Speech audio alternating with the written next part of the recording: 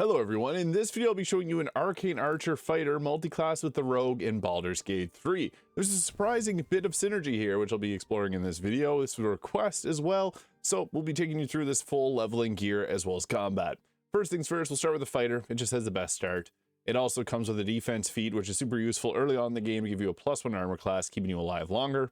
However, archery is another awesome choice because it's going to give you a +2 bonus to ranged weapon attack, so if you want to forego the extra defense, archery works very well too. Now the ability score spread is kind of sticky because we need dexterity and we actually need intelligence because of our arrows using intelligence for its spell rolls here. So the thing is, you can actually get the headband or circlet of intelligence early on in Act 1.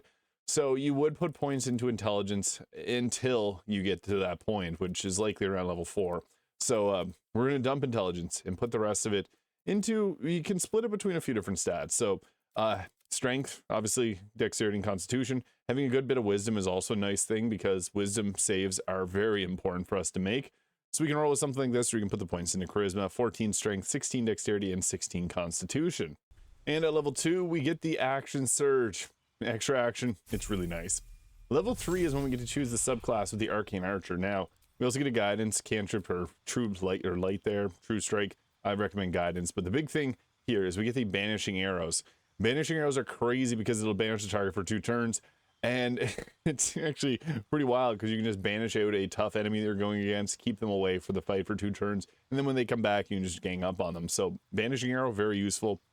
Piercing arrow is okay, but you can use the arrow many targets and get the same effect from that.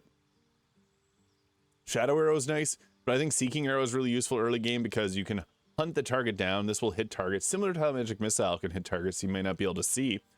And bursting arrow is also nice to be able to hit multiple targets in an area of effect, but you can also take the shadow arrow if you prefer making the target blinded. So we got our most powerful single target spell, and then we have 2 different ones that are unique to the experiences that they give.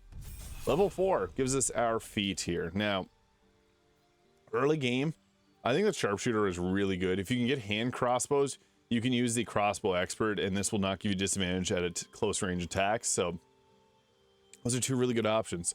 I think the sharpshooter is really great though. This has a -5 to hit chance, but if you get bless up, you can kind of offset that, and you deal additional 10 damage. So that's really good because we can do offhand crossbow attacks as well. Sharpshooter plus crossbow expert is really good together. Level 5, extra attack.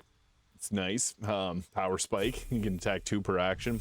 And then level 6 gives us another feat. And at this point, we can take the crossbow expert. So we can do crossbow attacks at close range, and then piercing shot will also do gaping wounds for twice as long. But the big thing here is we get the ballast armor in Act 3. This can actually benefit it a lot because we can do crossbow attacks at close range, get the extra damage, and not have to worry about having disadvantage on our shots.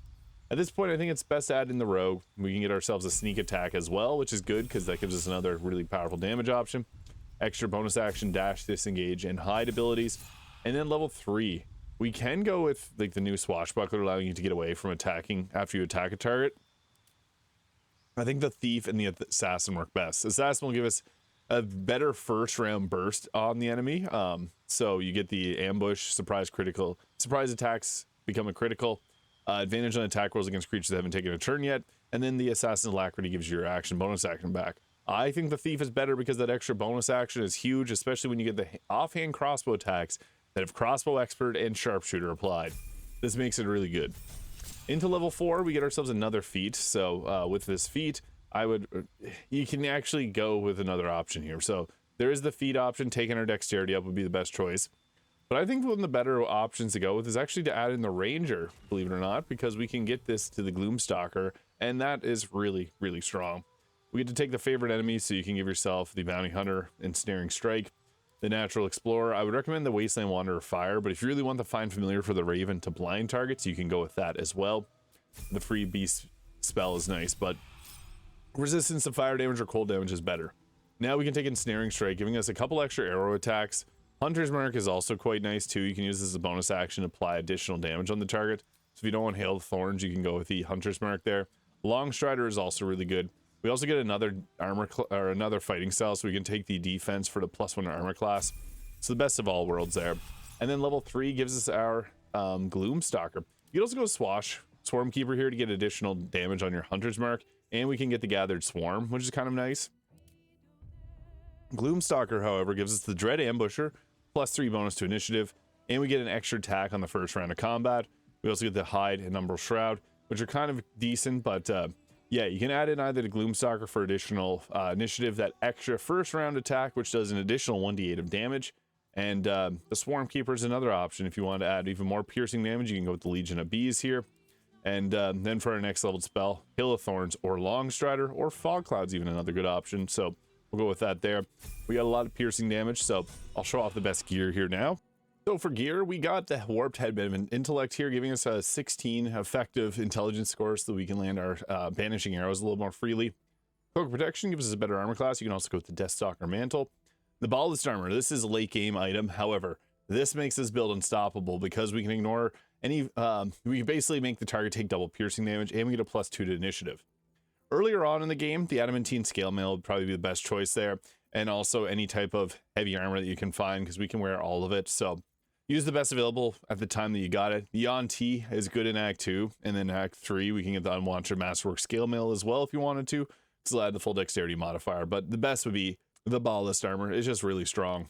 And then we also got the Legacy of the Masters here, which is nice because it gives a +2 bonus to attack and damage rolls, so we're more likely to land our sharpshooter shots.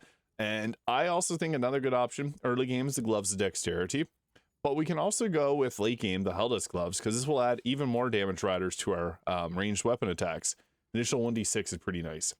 Let's get the Evasive Shoes for +1 armor class, and then another option early game, Boots of Stormy Clamor if you have the Illithid ability Drain, or the Disintegrating Nightwalkers. Now we also got Dolor Amaras here, so these will give you additional 7 damage, which turns to 14 with the Ballast Armor when you get a critical hit. So yeah, you can see where this is going. Double it up makes it really strong. If you don't want to use that, you can also go with something like the, I would recommend a Sword and Shield if you don't want to use those 2 weapons, but these make our critical hits insane, so that is good. You can also put in the offhand, if you want an additional armor class, the Cold Snap will give you a +1 to AC if it's in the offhand, and also the Orin's Dagger will also give you additional armor class when it's in the offhand. So those are 2 other options. Early game, the Titan String Bow will be the best. It adds your strength modifier to the damage. You can use strength potions to buff that up even further if you wanted to. But later on in the game, we're going to use the Hellfire Hand Crossbow and then the Fire Stoker in the offhand. So this will give you additional damage on burning targets, and then you, if you hit a creature while hiding or invisible, and we can hide because we're a rogue, this will give you burning on the target, which then deals additional damage there.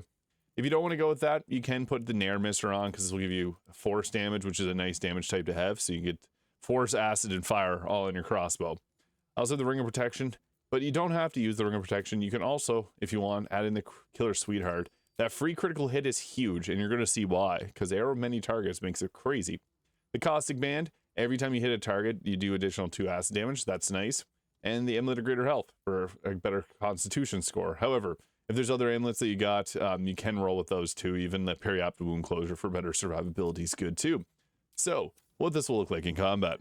Now, if we had Piercing Arrow, we would have multiple targets to hit there, but as I mentioned, you don't need Piercing Arrows when you have something like the Arrow of Many Targets, because then you can just hit everybody no matter what. And you can use a critical hit to keep applying it. And you also have the Legion of Bees to apply additional damage on or knock back the target. So you can just shred through them. You can see there, critical hit, extra damage riders, really nice. You also got the Bursting Arrow there, which is good because you can hit multiple targets with this as well. So you can go with this attack here, turn the critical into a hit, and boom, it does the additional damage to those targets as well. So that can be nice. We can also go with an offhand crossbow attack. I'd recommend always turning off your dual wielding. And then go with another Arrow of Many Targets and try to find a target with a high hit chance, 70% there, boom. And that spreads around, doing the extra damage to all those targets. Really good. We can also use an Ensnaring Strike if there's any targets that we want to lock in place. Like if you have a Hunger of Hadar down, that's a good way to use that too. We also can go with another. Arrow of Many Targets is really going to be the best choice for damage here. So I'd recommend stocking up on those, because you can see there, that dropped 4 targets with 1 arrow. That is pretty good. And then we have our offhand crossbow attacks. They have force damage as their damage type, so that's really good too. So we can go ahead there, hand fire or hand crossbow. Didn't get the hit, but that's okay. We can try again. Didn't get the hit. That's okay. We can try again because of action surge. And we can also go with if you have a advantage against the target, which can be given if you have the risky ring. That's also good, because then you can do the sneak attack with additional 2d6 of piercing damage. So yeah, we can go with another arrow there. We don't even need to use these special arrows. We can just go with a regular attack. He has a very high hit chance. So if you see we have a 36% chance of hitting there, you can turn the sharpshooter feat off, and that will give you a much increased 72% chance there. Much better. So yeah, you can always toggle that off if you need to. If you have a particularly annoying target to deal with, banish them. Just send them away. Banishing arrow, boom. So you can shoot that off. It banished him. Perfect. And then we could also, you can use the Legion of Bees attack or teleport here. So it won't be able to hurt them if they're banished, as you can see there. But the thing is, arrow many targets. There's 2 of them there, so that's the best way to be able to get both of them hit. As yeah, the damage from that is quite phenomenal. And then we'll just do that again. Not a great hit chance there, but we were able to hit the other target, which is perfect. And yeah, we're mostly going to be using bow attacks, so seeking arrows are good if there's a target that's hiding. So we'll go with the bursting arrow there to do a big explosion. That took out that target. And the only target left is our bursting, or our hidden fella here. So normally we'd want to apply the hunter's mark there as well, so it gives you additional damage against the target. So we'll just wait out that banishment. He came back, perfect timing. Then we'll drop a hunter's mark on him, and for some reason it says he has 0 health. Yeah, I'm not sure what's going on there, but we'll just go with the attack, and that was enough. Legion of Bees teleport gives you that free teleport. Not a long range, but it's nice there. So yeah, this is pretty strong, as you can see. Arrow of many targets, obviously heavy carry. We can apply the bees to our attacks. We can also use a gloomstalker for that extra first turn damage with the extra attack and the extra initiative and movement speed. But we have sneak attacks for when we need them. Our critical hits are going to hit very hard from Dol Armaris. So yeah, this is a pretty powerful build. I was asked to combine these 2 classes, and it's honestly quite good. I do think that the fighter going to level 11 is a good choice as well, but if you want to get some extra benefits, this is a good way to get it. So let me know your thoughts in the comments. Hit the subscribe button below if you enjoyed, and I'll see you all in the next video.